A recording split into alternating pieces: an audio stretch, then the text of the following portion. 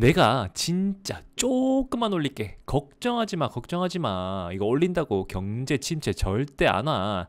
한 요만큼만 올릴게. 0.75%? 안녕하세요. 반갑습니다. 골드문TV 시청자 여러분들. 저는 남수루 전문가입니다. 반갑습니다.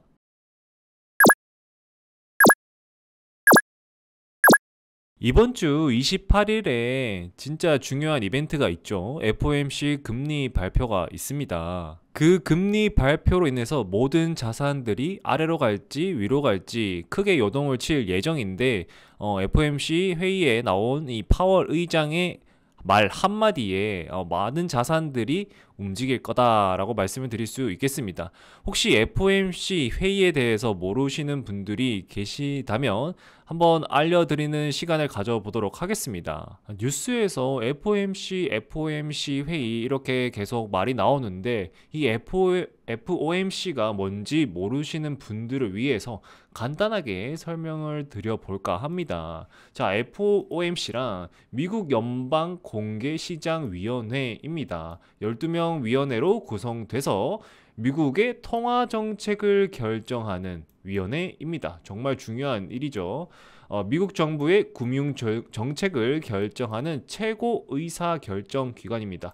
그만큼 가장 중요한 역할을 하고 있는 게 바로 이 FOMC라고 아시면 되겠습니다. 자, 미국은 우리나라와 달리 12개 지역의 연방준비은행이 있습니다. 12개가 있습니다.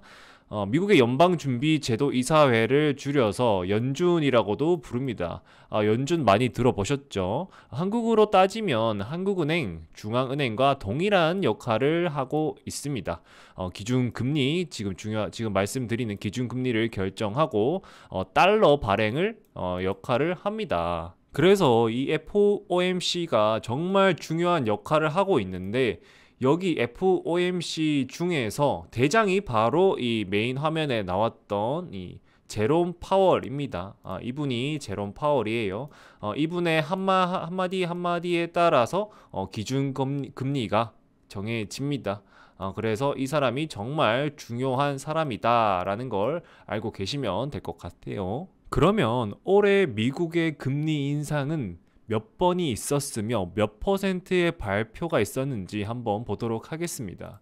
일단 우선은 3월 17일 날에 0.25% 인상이 있었고 5월 5일 날에는 0.5%, 6월 달에는 0.75% 인상 발표가 있었습니다. 그러면 이런 발표가 있었을 당시에 우리 비트코인은 어떻게 가격 변화가 있었는지 한번 보도록 하겠습니다. 지금 보시는 건 바이낸스 비트코인 차트고요. 여기 작년 11월 달에 FOMC에서 내년부터는 이제 금리 인상을 할 거다라고 발표를 했습니다. 그 순간 이제 비트코인이 많은 하락을 했죠. 그래서 이제 올해 들었습니다. 이제 올해 들어서 3월 17일 날에 0.25% 금리 인상 발표를 합니다. 자, 이때는 몰랐죠. 우리가 물가 지수가 높은지 몰랐습니다. 그래서 0.25% 금리 인상을 한다고 했을 때 차트에 벌써 선 반영이 돼 있다라는 투자자들의 심리로 인해서 이렇게 상승을 해 줬습니다. 많은 상승을 해 주었는데 가격이 하락을 하다가 이 5월 5일 날에 0.5% 금리 인상을 하게 됩니다. 0.5% 금리 인상을 하고 난 뒤로는 크게 하락하는 모습. 자, 이때 사람들을 느끼게 됩니다. 0.5% 금리 인상 정말 타격이 크구나. 그러면 우리 후에 있을 금리 인상에서 0.5% 이상 인상을 한다면 우리 자산에 큰 타격을 주지 않을까라고 생각을 하게 되죠. 중요한 구간이 한번 나옵니다. 6월 10일 날에 소비자 물가 지수가 발표가 되는데 무려 예상치의 0.3%가 상회하게 발표가 됩니다. 그럼으로써 가격이 쭉쭉 떨어지게 되죠. 이 0.3%가 상회하게 발표가 됐으니까 다음에 있을 금리 발표 때 많이 인상을 하겠다 이렇게 예상을 한 거죠. 그래서 6월 16일 날 0.75% 금리 인상 발표를 한다 하고 땅땅땅 하고 발표가 됐을 때 이렇게 크게 하락했음에도 불구하고 한 번 더 신저점을 갱신하게 됩니다. 비트코인 가격이 결국에 17K까지 하락을 하게 됩니다. 지금은 살짝 반등을 준 후에 지금 살짝 조정을 주는 모습이지만 7월 28일 날 있을 이 금리 발표를 앞두고 시장이 조금 위축되어 있는 게 아닌가 요 생각이 듭니다. 그래서 중요한 건 이 7월 28일 날 금리 발표에 따라서 오르거나 내리거나 할 수가 있다. 이런 말씀을 드리고 싶고, 이번 회의에서 가장 중요한 건 이 금리 인상 카드가 0.75% 인상을 할 것인가, 1%를 인상할 것인가, 이 두 가지의 카드를 가지고 논의를 할 수가 있겠는데, 아무래도 이 소비자 물가 지수가 이번에도 높게 나왔기 때문에 0.5%는 있을 수 없는 일이다라고 생각을 하시면 됩니다. 일단은 제외를 시키고 0.75%, 1%둘 중에 하나를 고를 텐데, 이 연준에서는 이 소비자 물가 지수가 높게 나옴에도 불구하고 이 0.75%를 지지한다라는 의견이 매우 많았습니다. 그래서 이 소비자 물가 지수가 안 좋게 발표됐음에도 불구하고 자산들이 큰 상승을 보여주었죠. 그래서 아무래도 이 28일 날 있을 금리 발표는 0.75%가 아무래도 유력하지 않나 이렇게 생각이 들기도 하는데, 그렇다면 이 0.75%가 나왔을 때 자산들이 상승을 해줄까?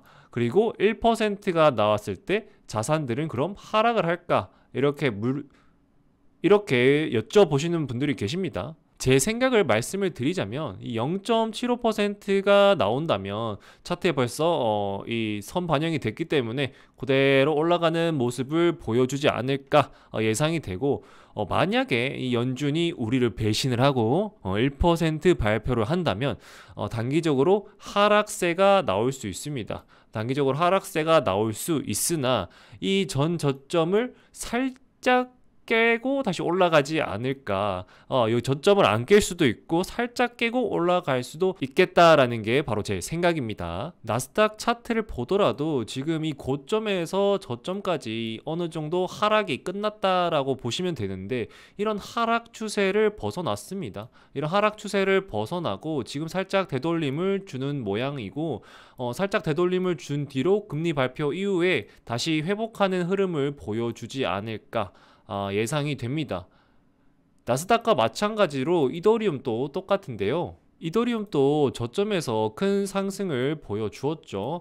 단기 하락 추세를 벗어났습니다. 그래서 이 지금 조정은 여기에서부터 상승한 되돌림이다라고 보시면 되고, 금리 인상 발표 이후에 다시 회복하는 흐름을 보여주지 않을까, 이런 흐름으로 가지 않을까라는 게 바로 제 생각입니다. 그리고 이번 인플레이션의 주된 범인인 곡물 가격과 기름 가격이 최근에 하락을 하고 있는 모양새입니다. 한 달간 하락을 하고 있는 모양새고, 이 가스를 제외한